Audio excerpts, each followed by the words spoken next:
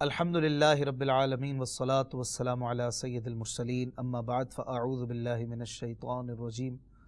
بسم اللہ الرحمن الرحیم الصلاة والسلام علیک یا رسول اللہ وعلی آلک و اصحابک یا حبیب اللہ الصلاة والسلام علیک یا نبی اللہ وعلی آلک و اصحابک یا نور اللہ۔ ایک بار پھر آپ کو ویلکم کہتے ہیں پروگرام قرآن پاک ترجمہ و تفسیر کے ساتھ، جس میں ہم الحمدللہ قرآن کریم کے اعلیٰ مضامین کو دعوت اسلامی کے مکتبۃ المدینہ کی شائع کردہ صراط الجنان، جو کہ قرآن پاک کی ایک زبردست تفسیر ہے، اس سے مبارک آیتوں کے مضامین اور مختلف واقعات وغیرہ اور قرآن پاک کی تفسیر وغیرہ سننے سمجھنے کی ہم سعادت پا رہے ہیں۔ اللہ پاک سے دعا ہے کہ ہمیں حق کو حق کہنے، سمجھنے اور اس پر عمل کرنے کی توفیق عطا فرمائے، باطل کو باطل کہنے، اسے سمجھنے اور اس سے بچنے کی بھی توفیق عطا فرمائے۔ رسول کریم رؤوف الرحیم صاحب صد تکریم صلی اللہ علیہ وآلہ وسلم کا فرمان عالی شان ہے، تم جہاں بھی ہو مجھ پر درود پڑھو کہ تمہارا درود مجھ تک پہنچتا ہے۔ صلو علی الحبیب صلی اللہ تعالی علی محمد صلی اللہ علیہ وآلہ وسلم۔ ناظرین کرام، پچھلے پروگرام تک ہم نے سورہ بقرہ کی آیت نمبر 157 تک پڑھنے، سننے اور سمجھنے کی سعادت پائی تھی۔ آج سورہ بقرہ دوسرا پارہ آیت نمبر 158 سے اپنے پروگرام کا آغاز کرتے ہیں۔ اللہ تبارک و تعالی آیت نمبر 158 میں ارشاد فرماتا ہے، اعوذ باللہ من الشیطان الرجیم بسم اللہ الرحمن الرحیم ان الصفا والمروة من شعائر اللہ فمن حج البیت او اعتمر فلا جناح علیہ ان یطوف بہما وَمَن تَطَوَّعَ خَيْرًا فَإِنَّ اللَّهَ شَاكِرٌ عَلِيمٌ۔ ترجمہ: بے شک صفا اور مروہ اللہ کی نشانیوں میں سے ہیں، تو جو اس گھر کا حج یا عمرہ کرے اس پر کچھ گناہ نہیں کہ ان دونوں کے چکر لگائے، اور جو کوئی اپنی طرف سے بھلائی کرے تو بے شک اللہ نیکی کا بدلہ دینے والا خبردار ہے۔ ناظرین کرام، اس سے پچھلی جو آیتیں گزری اس میں صبر اور صابرین کے حوالے سے کچھ باتیں بیان کی گئیں، اور صبر کرنے والوں کے ساتھ اللہ ہے، یہ بھی سننے کو ہمیں پچھلے درس میں ملا تھا، اور کس طرح سے آزمایا جائے گا اور صبر کرنے والے جو ہیں وہ کامیاب ہوں گے۔ اب یہاں سے جو مذکورہ آیت ہم نے پڑھی، آیت نمبر 158، یہاں سے صفا و مروہ کے حوالے سے کچھ اہم باتیں جو کہ حج اور عمرے کا ایک رکن ہوا کرتا ہے، ان دونوں کے گرد چکر لگانا، اس کے حوالے سے اللہ تبارک و تعالی ارشاد فرما رہا ہے۔ صفا و مروہ یہ مکہ مکرمہ کے دو پہاڑ ہیں، اور کعبہ معظمہ کے بالمقابل یہ ایسٹرن سائڈ پہ، مشرقی جانب یہ واقع ہیں۔ حضرت حاجرہ رضی اللہ تعالیٰ عنہ اور حضرت اسماعیل علیہ السلام نے ان دونوں پہاڑوں کے قریب اس مقام پر جہاں زمزم کا کنواں ہے، اللہ تبارک و تعالیٰ کے حکم سے رہائش اختیار کی تھی، اور اس وقت یہ مقام بالکل سنگلاخ بیابان تھا، صحرا تھا، وہاں پر کچھ نہ تھا، نہ سبزہ، نہ پانی، نہ خور و نوش کا کوئی سامان۔ رضا الہی کے لیے ان مقبول بندوں نے وہاں صبر کیا تھا، چونکہ پیچھے سے بھی صبر کے حوالے سے مضامین چل رہے ہیں، تو یہاں بھی ان صابرین کا ذکر اللہ تبارک و تعالی نے کیا۔ حضرت اسماعیل علیہ السلام بہت چھوٹے تھے، کم عمر تھے، انہیں پیاس لگی، اور جب پیاس کی شدت بہت زیادہ ہو گئی تو حضرت حاجرہ رضی اللہ تعالیٰ عنہ بےتاب ہو کر کوہ صفا پہ تشریف لے گئی۔ وہاں انہیں پانی نہ ملا، اتر کر نیچے کے میدان میں دوڑتی ہوئی سامنے کے پہاڑ مروہ پہ پہنچی، اور وہاں بھی پانی نہ ملا، اور اس طرح سے جو ایک عظیم اسلامی قصہ ہے، اور جس کی برکت سے زمزم کا کنواں اللہ تبارک و تعالی نے حضرت اسماعیل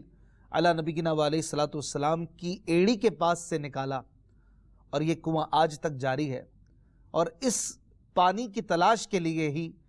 صفا اور مروہ کے گرد اس طرح انہوں نے 7 چکر لگائے، اور اللہ تعالیٰ نے ان اللہ مع الصابرین، یعنی اللہ تعالیٰ صبر کرنے والوں کے ساتھ ہے، اس بات کا جلوہ انہیں اس طرح دکھایا کہ غیب سے ایک چشمہ زمزم نمودار ہوا، اور ان کے صبر و اخلاص کی برکت سے ان کی اتباع میں ان دونوں پہاڑوں کے درمیان دوڑنے والوں کو مقبول بارگاہ بھی قرار دیا، اور ان دونوں پہاڑوں کو دعا کی قبولیت کا مقام بنا دیا۔ اور اس واقعے کا تفصیلی ذکر سورہ ابراہیم آیت نمبر 13 میں بھی آپ پڑھ سکتے ہیں۔ تو اللہ تبارک و تعالی نے ان دونوں پہاڑوں کا نام بھی اس آیت میں لیا ہے، ان الصفا والمروہ، بے شک صفا اور مروہ، ان کے بارے میں فرمایا کہ من شعائر اللہ، یہ اللہ کی نشانیوں میں سے ہیں۔ شعائر اللہ کیا ہوتے ہیں؟ شعائر اللہ سے مراد دین کی نشانیاں، خواہ وہ مکانات ہوں جیسے کعبہ، عرفات، مزدلفہ، تینوں جمرات جن پر رمی کی جاتی ہے، صفا و مروہ، منی، مساجد، یا وہ شعائر زمانے ہوں جیسے رمضان، حرمت والے مہینے، عید الفطر، عید الاضحیٰ، جمعہ کا دن، ایام تشریق، یا وہ شعائر کوئی دوسری علامات ہوں جیسے اذان ہے، اقامت ہے، جماعت سے نماز پڑھنا ہے، نماز جمعہ ہے، عیدین کی نمازیں ہیں، ختنہ وغیرہ، یہ سب اللہ کی نشانیاں ہیں، ان سب کو شعائر دینیہ بھی کہا جاتا ہے۔ اس واقعے سے یہ بھی معلوم ہوا کہ جس چیز کو صالحین یعنی نیک لوگوں سے نسبت ہو جاتی ہے وہ چیز عظمت والی بن جاتی ہے، جیسے صفا مروہ ہیں تو عام سے پہاڑ، دنیا میں ایسے ہزاروں لاکھوں پہاڑ ہیں، لیکن چونکہ ان دونوں پہاڑوں پر حضرت حاجرہ رضی اللہ تعالیٰ عنہ کے مبارک قدم لگ گئے، اور ان کے قدم کی برکت یہ ہوئی کہ یہ پہاڑ جو بظاہر پتھر ہیں، اور اس طرح کے دنیا کے بے شمار پہاڑ آپ نے اور ہم نے دیکھے ہیں، لیکن اللہ تعالیٰ نے ان دونوں کو خاص اپنی نشانی قرار دیا، ان الصفا والمروہ من شعائر اللہ فرمایا، اور ان پر دوڑنا عمرہ کرنے والوں کے لیے، حج کرنے والوں کے لیے لازمی کر دیا گیا، اور ان پر دوڑنے والوں کو گویا اللہ تعالیٰ نے مقبولین میں شمار فرمایا، اور اس دوڑنے کو ایسا پسند فرمایا کہ قیامت تک کے لوگ اللہ کی اس بندی کی علامت اور اس کی نشانی کی اتباع کرتے رہیں گے۔ یہ کیسی زبردست بات ہے۔ اور یہ بھی پتہ چلا کہ اللہ تبارک و تعالیٰ کی طرف سے جن چیزوں کی تعظیم کا حکم دیا جاتا ہے تو وہ تعظیم و توقیر جو ہے وہ دین میں داخل ہو جاتی ہے، اور صفا و مروہ کی سعی یعنی ان پہ دوڑنا یہ حج میں، عمرے میں شامل ہے۔ تو اللہ تبارک و تعالیٰ نے اس آیت میں فرمایا کہ جو ان پہ دوڑیں اور صفا و مروہ کے گرد چکر لگائیں فلا جناح علیہ، تو ان پر کوئی حرج نہیں ہے۔ تو یہ بات کیوں نازل کی گئی؟ اس کے متعلق علماء اکرام فرماتے ہیں کہ زمانہ جاہلیت میں صفا و مروہ پر 2 بت رکھے تھے۔ صفا پر جو بت تھا اس کا نام اصاف، اور جو بت مروہ پر تھا اس کا نام نائلہ تھا۔ کفار جب صفا و مروہ کے درمیان سعی کرتے تو ان بتوں پر تعظیماً ہاتھ پھیرتے۔ زمانہ اسلام میں یہ بت توڑ دیے گئے، لیکن چونکہ کفار یہاں مشرکانہ فعل کرتے تھے اس لیے مسلمانوں کو صفا و مروہ کے درمیان دوڑنا جو تھا وہ گرا محسوس ہونے لگا، ایک دل میں کھٹکتا تھا، کیونکہ اس میں کفار کے مشرکانہ فعل کے ساتھ کچھ مشابہت بنتی تھی۔ تو اللہ تبارک و تعالیٰ نے اس آیت کے ذریعے مومنوں کو مطمئن فرما دیا کہ جو بھی صفا و مروہ کے درمیان دوڑیں تو وہ اس میں کوئی حرج نہیں ہے، اور یہ کوئی مشرکوں کی مشابہت اس میں نہیں ہوتی، اور مسلمان اطمینان کے ساتھ اس کی سعی کرتے رہیں۔ چونکہ ان مسلمانوں کی نیت خالص ہے اور عبادت الہی کی ہے، لہٰذا اب انہیں مشابہت کا اندیشہ نہیں کرنا چاہیے۔ اور جس طرح خانہ کعبہ کے اندر زمانہ جاہلیت میں بھی کفار نے بت رکھے ہوئے تھے، 360 بت تھے، اب جب اسلام آ گیا رسول پاک صلی اللہ علیہ وآلہ وسلم نے وہ بت توڑ دیے اور اٹھا دیے، اور کعبہ شریف کا طواف درست ہو گیا اور بہتر انداز میں ہو رہا ہے، اور اس میں کسی کو کوئی وسوسہ نہیں آتا کفار سے مشابہت کا، اور یہ بھی شعائر دینیہ میں سے ہے کعبے کا طواف کرنا۔ اسی طرح کفار کی بت پرستی کی وجہ سے صفا و مروہ کے بھی شعائر دین ہونے سے کوئی فرق نہیں پڑتا. یہ بھی شاعر دینیہ میں سے ہیں اور مسلمان اطمینان کے ساتھ ان کے گرد سعی کریں اور اپنے دلوں کو مطمئن رکھیں. یہ اس وقت کے لیے خاص طور پر تھا کہ جب مسلمانوں کے دل میں یہ کھٹکتا تھا کہ ہم سے پہلے مشرکین یہاں پر دوڑتے تھے اور ساتھ میں بتوں کی بھی پوجا کرتے تھے معاذ اللہ، تو ہم کہیں ان کے جیسا کام تو نہیں کر رہے. تو مسلمانوں کے دلوں میں کفار کی مشابہت یہ کھٹکتی تھی. تو یہ سیکھنے کو بھی ملا کہ اسلام جو ہے وہ بڑا عظیم دین ہے اور وہ غیر مسلموں کی مشابہت کو پسند نہیں کرتا ہے. اسلام کے اپنے معاملات ہیں، اپنی عظمت ہے، اپنا وقار ہے، اور مسلمان بھی اتنا سینسٹیو ہونا چاہیے کہ وہ بھی اسلامی اقدار کو اپنائے اور اپنے اسلامی کلچر کو نہ چھوڑے اور غیر مسلموں سے مشابہت سے ڈرتا اور بچتا رہے. جس طرح کہ ان عظیم مسلمانوں کے دلوں میں کھٹکتا تھا تو اللہ تبارک و تعالی نے ان کے دلوں کو مطمئن کر دیا کہ صفا و مروہ کے درمیان دوڑنا یہ اچھا ہے، اس میں کوئی حرج نہیں ہے. یہ بھی ذہن میں رہے کہ حج میں سعی یعنی صفا و مروہ کے 7 چکر یہ واجب ہیں، اور اس کے ترک کر دینے سے دم دینا یعنی قربانی کرنا یہ واجب ہوتا ہے، جس کے تفصیلی احکام آپ بہار شریعت کے 6 حصے سے پڑھ سکتے ہیں. اگلی آیت میں اللہ تبارک و تعالی ارشاد فرماتا ہے، آیت نمبر 159 اور 160. اللہ پاک فرماتا ہے، ان الذين يكتمون ما انزلنا من البينات والهدى من بعد ما بيناه للناس في الكتاب اولئك يلعنهم الله ويلعنهم اللاعنون. ترجمہ: بے شک وہ لوگ جو ہماری اتاری ہوئی روشن باتوں اور ہدایت کو چھپاتے ہیں، حالانکہ ہم نے اسے لوگوں کے لیے کتاب میں واضح فرما دیا ہے، تو ان پر اللہ لعنت فرماتا ہے اور لعنت کرنے والے ان پر لعنت کرتے ہیں. الا الذين تابوا واصلحوا وبينوا فاولئك اتوب عليهم وانا التواب الرحيم. ترجمہ: مگر وہ لوگ جو توبہ کریں اور اصلاح کر لیں اور چھپی ہوئی باتوں کو ظاہر کر دیں تو میں ان کی توبہ قبول فرماؤں گا، اور میں ہی بڑا توبہ قبول فرمانے والا مہربان ہوں. ناظرین کرام، جو آیت نمبر 159 ہم نے تلاوت کی، جس میں روشن اور ہدایت والی عظیم باتوں کو چھپانے کی بری خصلت کا ذکر کیا گیا، یہ آیت علماء یہود کے بارے میں نازل ہوئی جو توریت شریف کے احکام اور اس میں موجود پیارے آقا مدینے والے مصطفیٰ صلی اللہ علیہ وآلہ وسلم کی تعریفوں کو چھپاتے تھے اور ان آیتوں کو نہ بیان کرتے تھے جس میں رسول پاک آخری نبی صلی اللہ علیہ وآلہ وسلم کی عظمت، شان اور ان کی جو پہچان تھی وہ بیان کی گئی تھی. اس سے یہ پتہ چلا کہ دینی باتوں کو، دینی مسائل کو چھپانا یہ گناہ ہے، خواہ اس طرح کے ضرورت کے وقت بتائے نہ جائیں یا اس طرح کے غلط بتائے جائیں، بلکہ غلط بتانے پر تو بہت سخت وعیدیں ہیں. اور یہ دونوں گناہ یہودی علماء کیا کرتے تھے، اور خاص طور پر رسول پاک صلی اللہ علیہ وآلہ وسلم کی نعتوں کو چھپاتے تھے، ان کی تعریف کی جو توریت میں آیتیں تھیں ان کو بیان نہیں کرتے تھے، اور اس کے ساتھ ساتھ زنا کی سزا بدل دیتے تھے. توریت میں رجم کرنا، پتھر مارنا یہ مقرر تھی، انہوں نے اسے بدل کر منہ کالا کرنے کی سزا لوگوں کو بتاتے تھے کہ منہ کالا کر دو تو یہ سزا کافی ہے. تو اس طرح سے یہ اللہ کی آیتوں کو اور اس کے احکام کو بدلتے تھے، اس پر ان کی مذمت فرمائی گئی. احادیث میں دینی مسائل چھپانے کی سخت وعیدیں بھی بیان کی گئی ہیں. حضرت ابو ہریرہ رضی اللہ تعالیٰ عنہ سے روایت ہے کہ سرکار مدینہ صلی اللہ علیہ وآلہ وسلم نے ارشاد فرمایا، جس سے علم کی کوئی بات پوچھی گئی جسے وہ جانتا ہے لیکن وہ اسے چھپاتا ہے تو قیامت کے دن اسے آگ کی لگام دی جائے گی. حضرت علی المرتضیٰ کرم اللہ وجہہ الکریم سے روایت ہے، نبی کریم صلی اللہ علیہ وآلہ وسلم نے ارشاد فرمایا، جو علم کے بغیر فتویٰ دے اس پر زمین و آسمان کے فرشتے لعنت کرتے ہیں.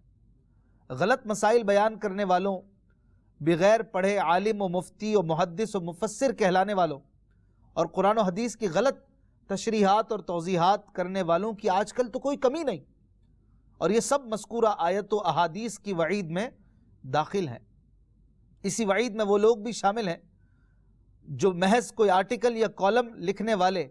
لیکن دین کو بھی اپنے قلم سے تختہ مشق بناتے ہیں۔ اللہ فرماتا ہے کہ یلعنہم اللہ ویلعنہم اللاعنون، اللہ ان پر لعنت فرماتا ہے اور لعنت کرنے والے ان پر لعنت کرتے ہیں۔ اسلام کی حقانیت، حضور علیہ الصلوۃ والسلام کی عظمت اور شریعت کے احکام چھپانے والوں پر اللہ کی لعنت ہے، اور دیگر حضرات یعنی ملائکہ و مومنین کی بھی لعنت قرار دی گئی۔ اللہ ہمیں اس لعنت سے محفوظ رکھے۔ آگے اللہ پاک آیت نمبر 161 سورہ بقرہ میں فرماتا ہے ان الذین کفروا وماتوا وهم کفار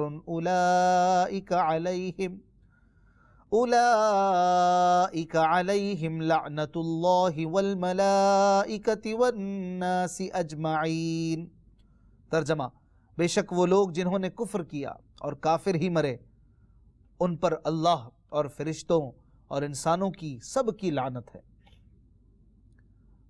ناظرین اکرام، سب سے بدبخت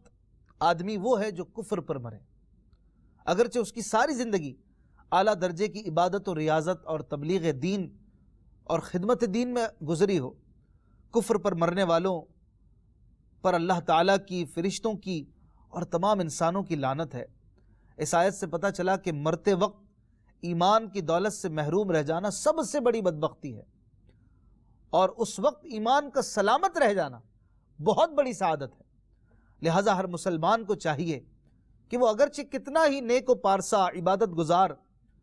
اور پرہیزگار کیوں نہ ہو، اپنے برے خاتمے سے خوف زدہ رہے۔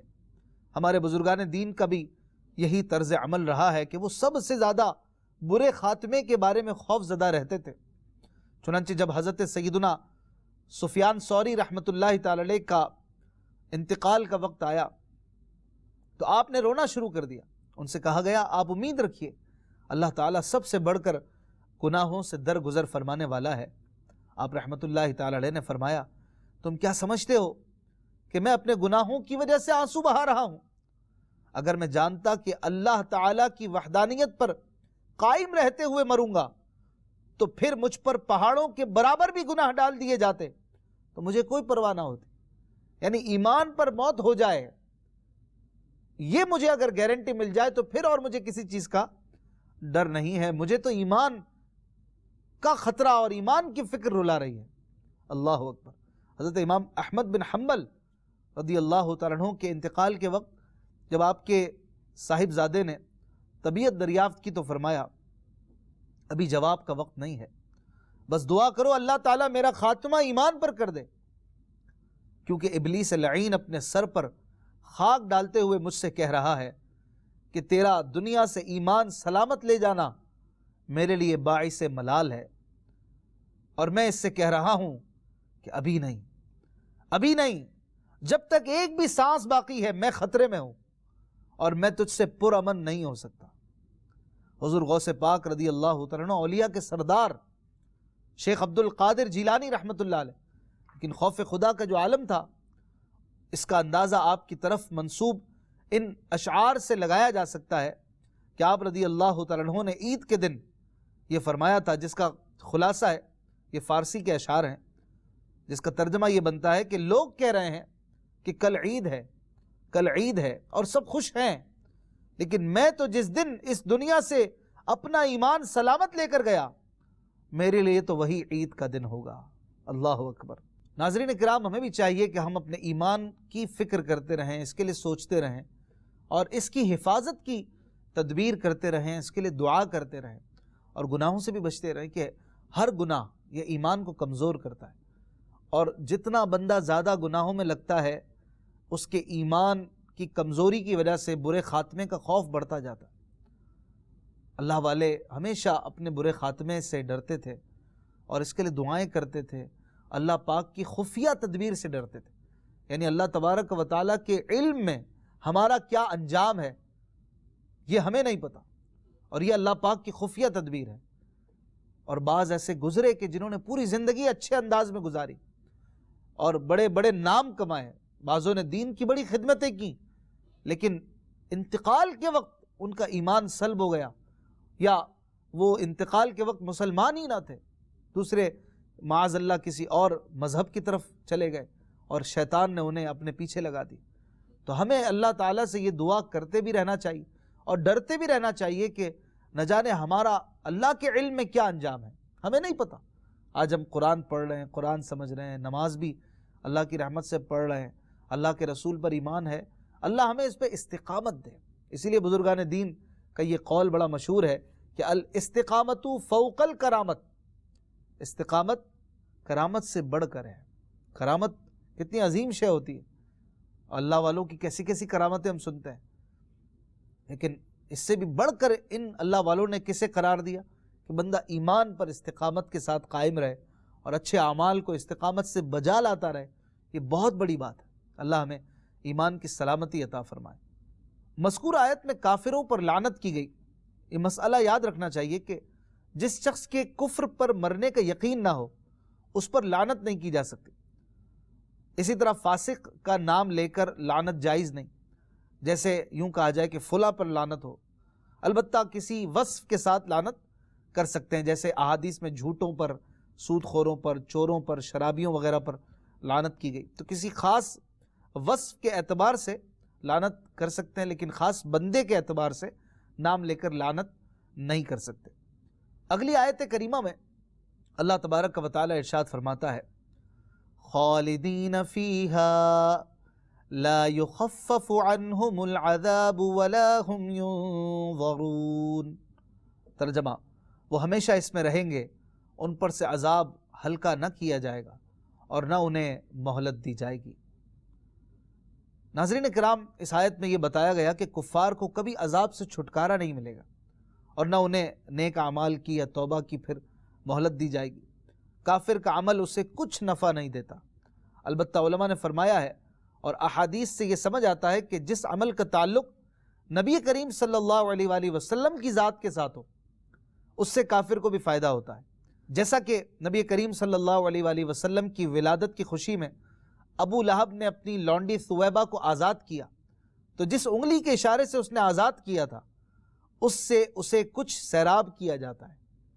یہی کلام علامہ عینی رحمۃ اللہ تعالی علیہ نے ابو لہب والی حدیث کے تحت